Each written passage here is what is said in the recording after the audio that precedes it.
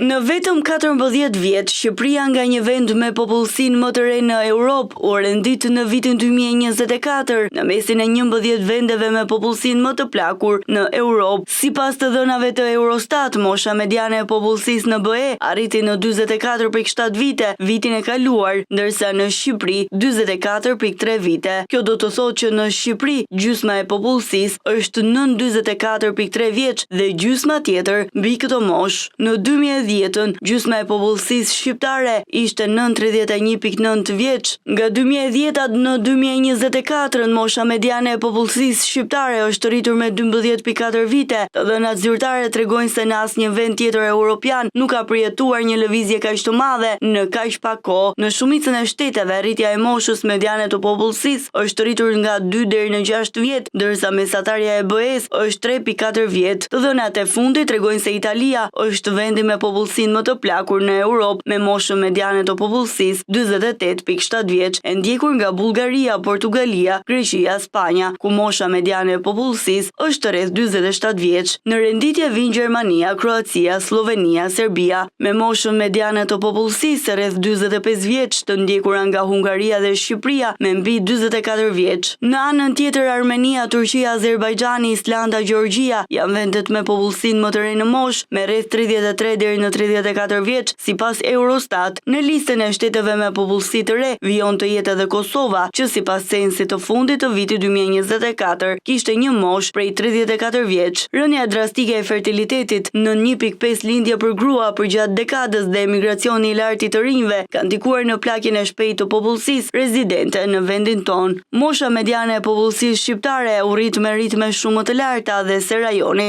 Në Ballkanin Perëndimor, mosha mediane u rrit 3 deri në 6 vite ndërmjet 2010-s dhe 2014-s. Një vështrim i detajuar mbi të dhënat e moshës mediane nga viti 2010 deri në 2024 tregon se vendi ynë po kalon një shok demografik që nuk gjen precedent në kontinentin evropian. Ritmi shqiptar i plakjes është gati 4 fish në krahasim me mesataren e BE-s dhe afro 2 fish ndaj vendit të dytë me plakjen më të shpejtë, Moldavis. Me këto ritme, forca e punës mund të tkurret në 8% deri në vitin 2030. Gjithashtu, rritja ekonomike rrezikon të ngadalsohet nëse produktiviteti i punës nuk rritet.